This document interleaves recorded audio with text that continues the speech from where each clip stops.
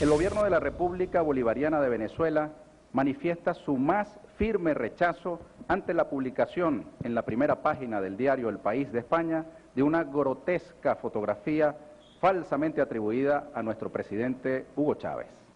Esto va a ser un hito histórico, ¿no? Esto se recordará. Y estas dos ediciones nosotros las vamos a mandar a enmarcar y se quedarán en esta embajada.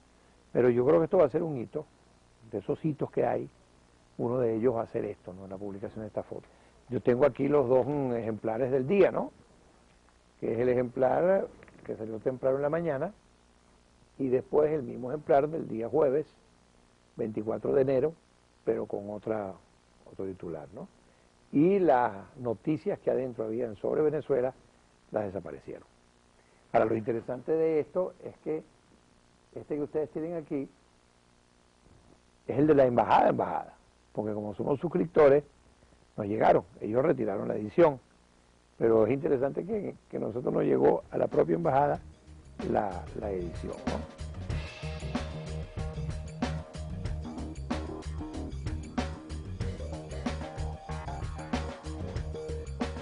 El código deontológico de los periodistas obliga a comprobar una y otra vez hasta que estén seguros si esa foto, en este caso concreto, si es verdadera o es falsa, ¿no? Que han publicado la foto sin ningún tipo de miramiento.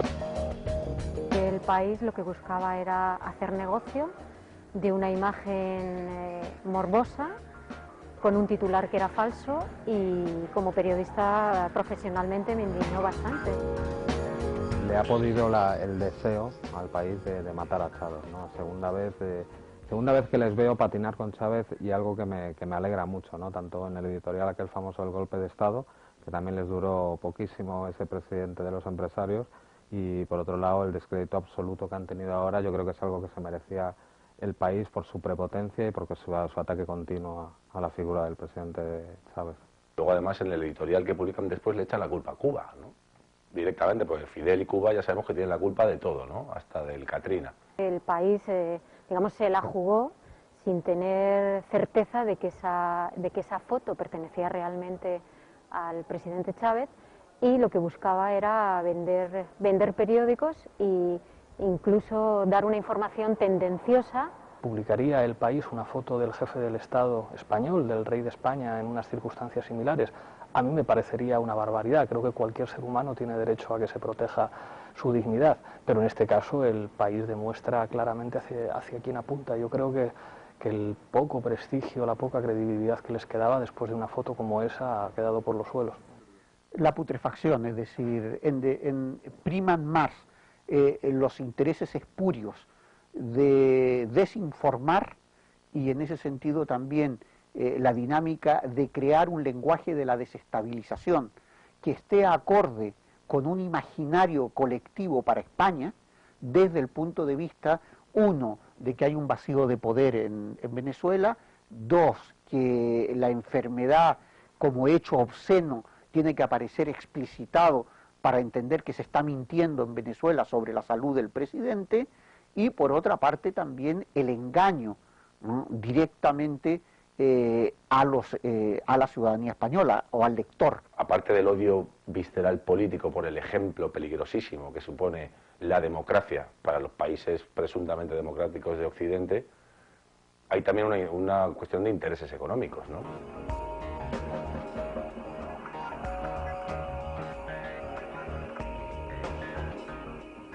El País, sabemos en el Estado español que tiene intereses contra Venezuela y se destaca por no ser muy objetivo en la información que se refiere a Venezuela. No es solo un periódico, ¿no? También es televisión, pero también es editorial.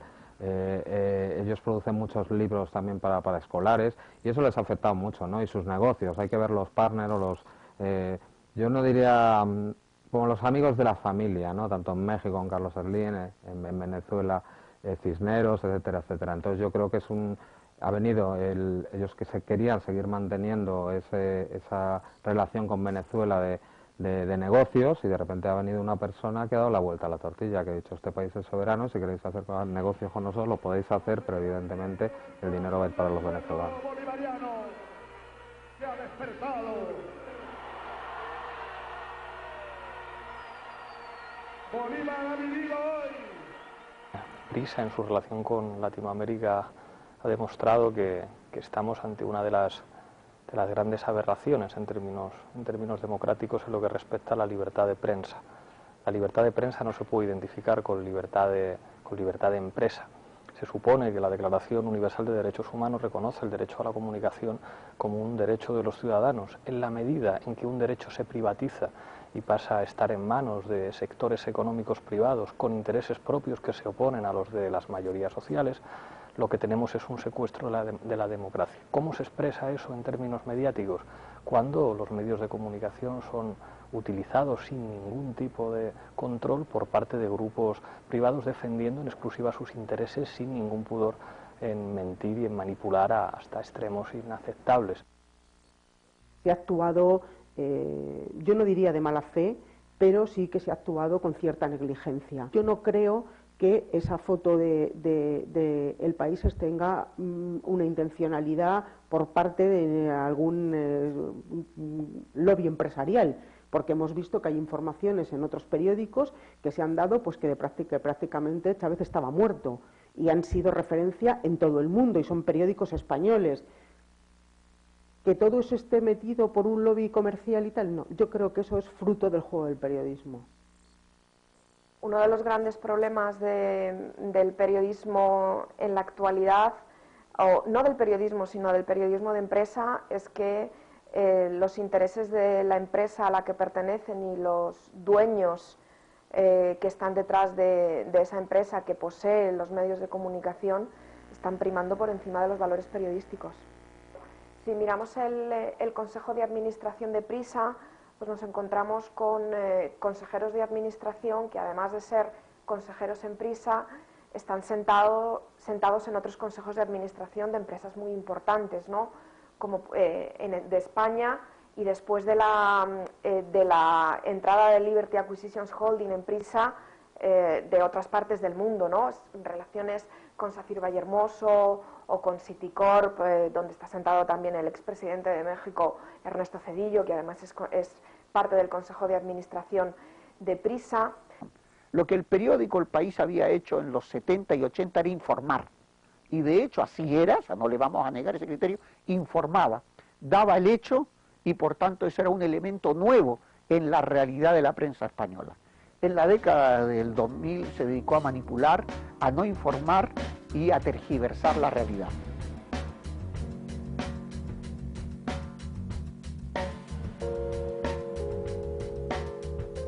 El interés no es informar. El interés no es ni siquiera hacer una información crítica. No, no. El interés es una guerra psicológica. Lo que interesa es justamente no solamente no saber, sino que el que sepa mentira.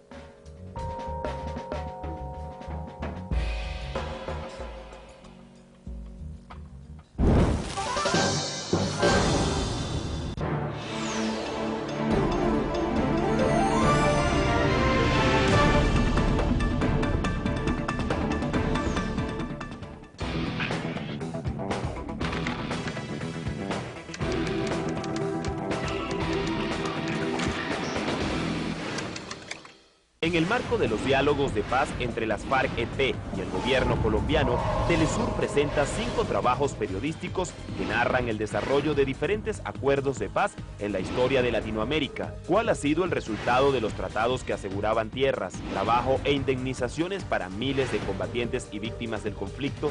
Paz y justicia. De lunes a viernes, solo por Telesur.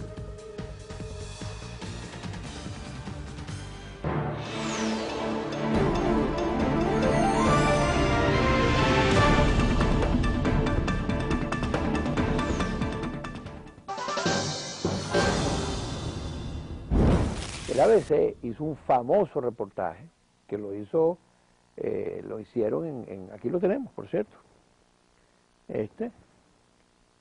Bueno, de una corresponsal que tienen en Venezuela, Luzmila Vinogradov, que trabajó en el país en otra oportunidad también, y en donde dice, bueno, que Venezuela solo tiene divisa para 2 meses y está al borde de la quiebra el lunes 27 de febrero del 2012. Vamos a cumplir un año, entonces ¿No te parece que por lo menos este periódico debe decir, bueno, nos equivocamos, pues? Venezuela sí tenía, pues, o consiguió más, o algo hizo, pero tú dejas sembrado eso. Y en el caso de ABC, bueno, pues es una información absolutamente ideológica, ¿no? O sea, hay una cruzada contra presidentes y contra gobiernos, como es el caso de Venezuela, de Bolivia. El tema de la libertad de expresión en el Estado español yo creo que es la ficción de la pluralidad, ¿no? O sea, es cierto que existen muchos medios de comunicación, existen muchas cabeceras formales, pero lo cierto es que ni a nivel institucional, es decir, ni se permite una libertad de expresión plena, ni tampoco esa libertad de expresión es completa, teniendo en cuenta en manos de quién están los medios de comunicación. Lo que hay realmente aquí es libertad de expresión, pero sin altavoz, entonces no vale para nada, ¿no? Aquí no hay libertad de prensa, lo que hay es libertad de empresa, ¿no? Y los medios de comunicación se los han entregado a auténticas empresas cuyo único objetivo es el lucro, ¿no? El beneficio económico. Frente a esa supuesta pluralidad, en realidad nos encontramos ante la misma forma, diferentes formas de decir prácticamente lo mismo, ¿no? A veces la impresión que uno tiene es que hay algunos periódicos y algunos de sus dirigentes, o de los que toman las decisiones en los periódicos, que más que un manual de estilo, como este, por ejemplo, del País, tiene más bien como un manual de guerra psicológica. El País nace en un momento de falta de libertad de expresión en España, sobre todo más que libertad de expresión, libertad de prensa.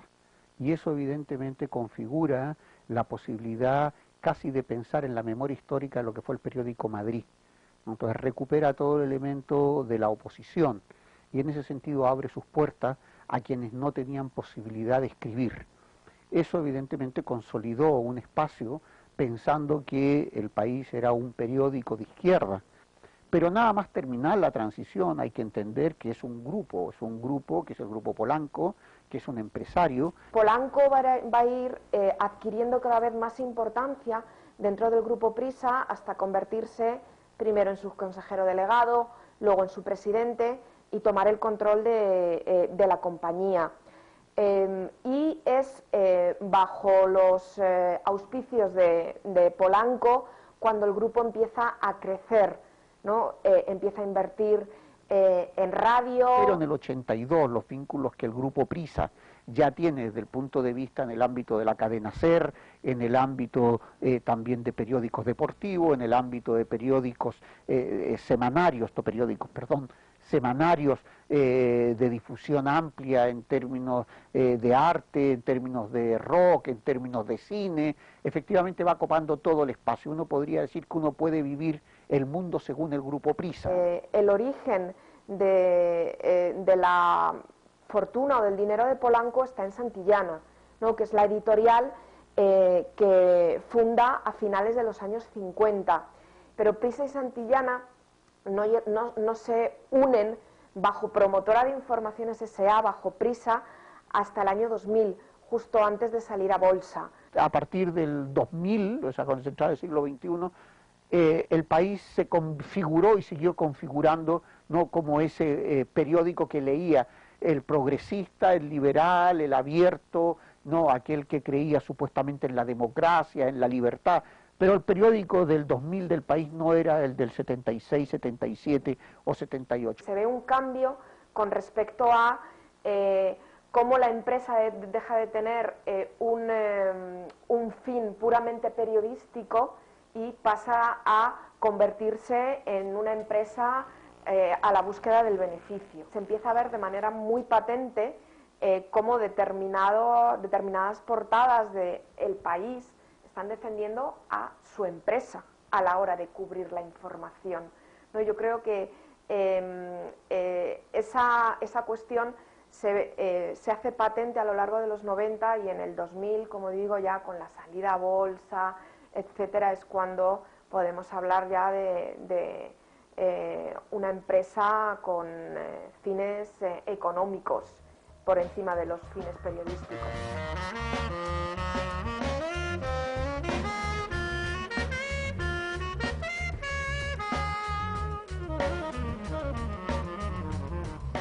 ejemplo, el señor Juan Luis Cebrián. Es lo que pasó con la transición en este país. Juan Luis Cebrián fue el director de informativos de la televisión de Franco, ¿no? Cosa que no se dice en ningún lugar. Evidentemente, ¿a qué intereses va a obedecer este señor? Aparte de ser miembro del Club Bilderberg y de haber despedido hace poco tiempo a cientos de sus trabajadores con la excusa textual de que no podemos seguir viviendo tan bien cuando ha cobrado 13 millones de euros el último año, ¿no? Juan Luis Cebrián empieza con un papel muy destacado en el país como director, pero a finales de los 80 se convierte en consejero delegado digamos que se convierte en empresario, ¿no? dentro del grupo, desde mi punto de vista, más que periodista, ¿no? País nunca ha sido, por tanto, un periódico de izquierda, no tenía ese ADN ni nunca lo quiso tener, sin embargo ocupó un espacio que al no haber nada a su izquierda, diríamos en términos de libertad de expresión, ni un grupo empresarial capaz de formarlo, evidentemente eso lo que hizo fue un terreno árido por la izquierda y por la derecha, digamos, una derecha clerical, reaccionaria, o se está con el país, o se está con la derecha del mundo, o se está con la monarquía, el ABC, en términos de lectura. Yo creo que esa es más o menos la historia, lamentablemente, del periodismo y la libertad de expresión en España, que ha tenido también como objetivo evitar, entre otras cosas, que el pensamiento crítico y el pensamiento realmente liberador o socialista tenga una expresión en lo cotidiano. Y el país ha ocupado todo, digo, repito, yo diría que de manera obscena. Eso es lo que hay, porque muchas veces preguntan, joder, es que han desaparecido los intelectuales de izquierdas, han desaparecido los periodistas de izquierdas. No, no han desaparecido, siguen ahí. Lo que pasa es que ya no se les da espacio en los medios, porque su mensaje es muy peligroso para contra el sistema.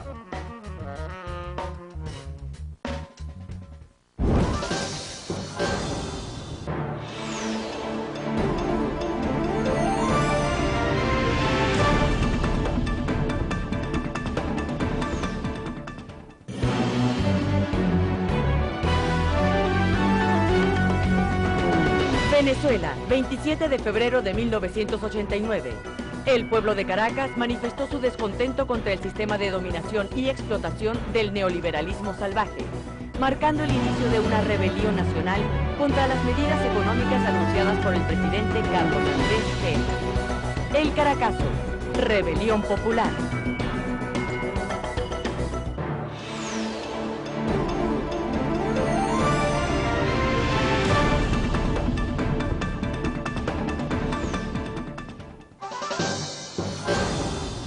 Siempre hay una agenda política detrás, no es información. Yo me enfado muchísimo porque tanto los más grandes medios de comunicación de este país como de otros países no están haciendo periodismo. Lo que están haciendo es siendo la voz de los intereses de los grandes empresarios.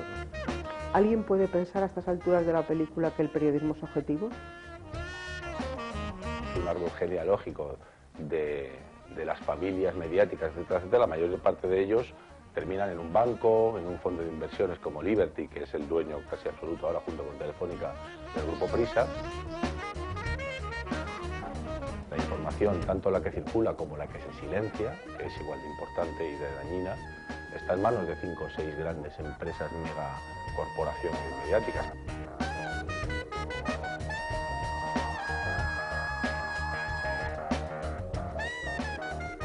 Cuando manejamos este tipo de informaciones de cara a unas elecciones, donde tienes distintas fuentes, entiendo que de primera mano, para poder tener informaciones que sustancien de alguna forma lo que está ocurriendo en el país, cada uno lo vive de la propia experiencia personal. Y eso es algo inevitable, es que es inherente. O sea, plantear que el periodismo, que la opinión publicada es hoy por hoy objetiva, es que es incierto, pero yo creo que no ha sido así nunca jamás en la vida. Cerca de las elecciones se publicaron 19 artículos de opinión sobre las elecciones venezolanas. 16 de esos 19 claramente estaban refiriéndose en contra del presidente. Dentro de esos 16 había uno incluso del propio candidato opositor. Entonces yo me pregunto, pero no hay por lo menos que tener alguna apertura a otras opiniones. tienen que ser solo las opiniones de ellos mismos todo el tiempo. Sería una imprudencia despreciar el enorme poder ideológico, el enorme poder de generar consensos sociales de los medios de comunicación de masas. Es evidente que cualquier propietario de periódicos, de canales de televisión, de emisoras de radio, es alguien poderoso, con capacidad para convencer a mucha gente de muchas cosas. El caso de las elecciones venezolanas es paradigmático de cómo los medios de comunicación españoles han estado sirviendo a unos intereses empresariales y unos intereses neocoloniales mucho más por encima de contar qué estaba ocurriendo en Venezuela, ¿no? El lector medio español llega a las elecciones pensando que existe un empate técnico, cuando luego, vamos, el resultado habla por sí solo, ¿no? Bueno, Latinoamérica es muy interesante para nosotros porque en Latinoamérica se están gestando desde hace años otras formas de hacer política, más desde la base, desde el pueblo, y además hay unos movimientos de resistencia muy interesantes que para nosotros son un ejemplo frente al neoliberalismo que en estos momentos sufrimos. Las empresas en Latinoamérica, en ciertos países, pues como Argentina o como la propia Venezuela o como Bolivia, etcétera, no están pasando por sus mejores momentos. O sea, sabemos que hay una inseguridad jurídica que es tremenda y que es crucial a la hora de valorar cualquier tipo de inversión. Esos presidentes que están llegando al poder, como pudo ser Zelaya o Rafael Correa o Evo Morales o Daniel Ortega en Nicaragua, llevan a cabo políticas a favor de las mayorías. Y si son a favor de las mayorías van a ser contrarias a los accionistas del Grupo Prisa, que son oligarquía. Esto es lo que explica la agresividad hacia los gobiernos democráticos de América Latina de periódicos como El País o ABC. Los intereses económicos que representan se han visto afectados por las políticas de redistribución y de empoderamiento de las clases populares en América Latina. No han hecho ninguna concesión, han estado al lado de Telefónica, al lado de Iberdrola, al lado del Santander Central Hispano, al lado de todos los grupos económicos que tienen intereses en América Latina. Defendía el golpismo, no en el caso de Hugo Chávez, en el caso de Venezuela, en 2002, se articulaba a las visiones más reaccionarias de América Latina, apoyaba al PRI en el caso de México, apoyaba en Argentina durante un tiempo apoyó a Menem.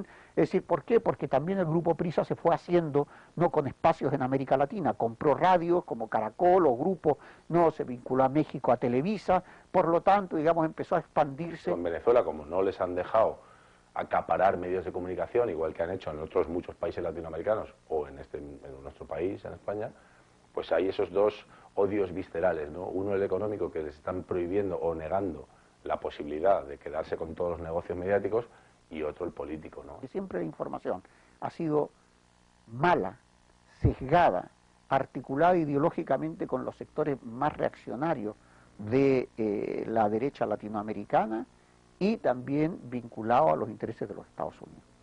Imponen su versión a través de sus medios y por otra parte atacan a quienes plantean un modelo diferente, ¿no? Yo creo que la intencionalidad de los grandes medios de comunicación de este país al atacar América Latina y otros procesos similares no es tanto desestabilizarles a ellos como que aquí no llegue la información de que es posible realizar otro tipo de política.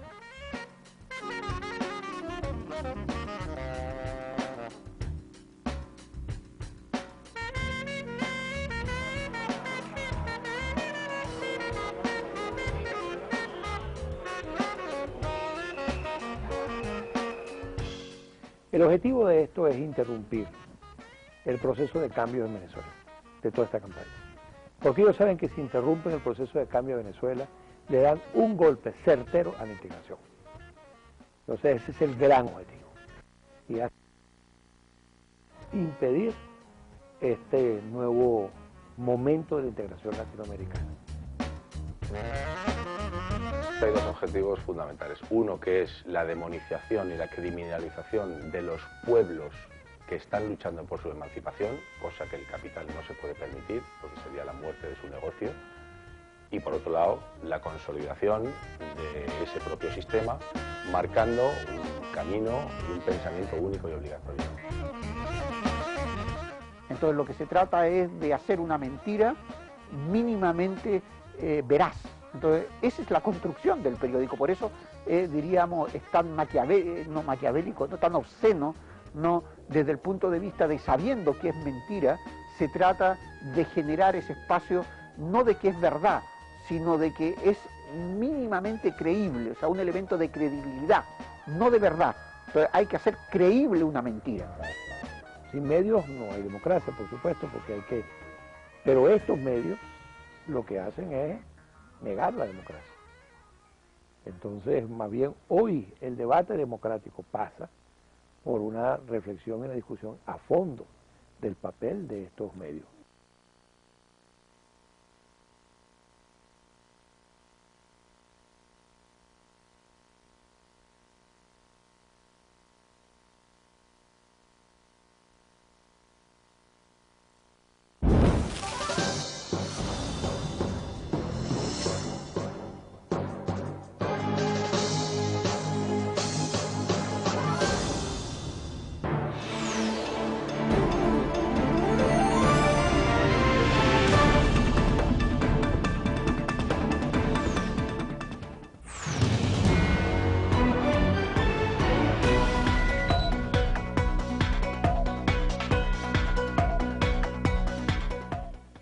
Ecuador en cifras.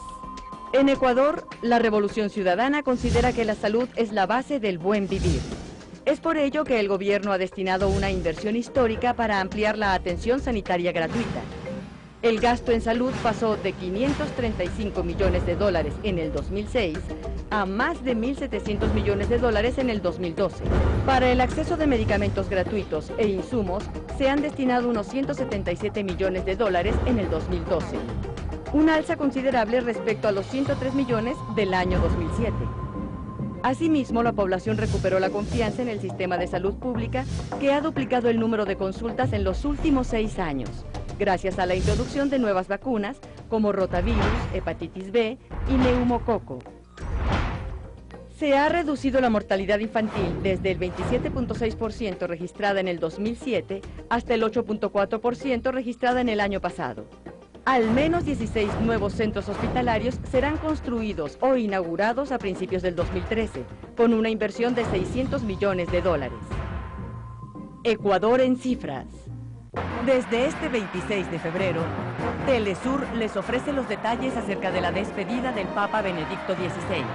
Desde el Vaticano, siga junto a Esther Yáñez la cobertura y el análisis en torno al legado de Joseph Ratzinger tras su periodo frente a la Iglesia Católica. Cobertura especial, renuncia o escape, solo por Telesur, la señal informativa de América Latina. México se resiste a la imposición de la agroindustria que busca convertir el maíz en un fruto meramente comercial. El precio de tu producción va a ser el mismo que el precio al que yo puedo conseguir las importaciones de Estados Unidos. Si quieres me lo vendes, si no lo tiras. Somos centro de origen del maíz. Aquí se domesticó, aquí están las 62 razas originales y las miles de variedades de maíz. México, tu poesía es el maíz. Causa justa. México. Sin maíz no hay país. Este martes, solo por Telesur.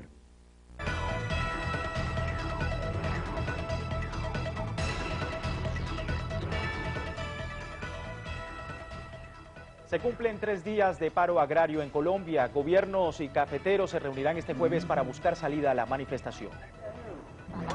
Gobierno venezolano aprueba fondos para indemnizar a las víctimas del 27 de febrero de 1989, llamado también como la explosión social del Caracazo. Miles de fieles acompañaron al Papa Benedicto XVI en su última audiencia pública. Mañana será efectiva la renuncia del sumo pontífice.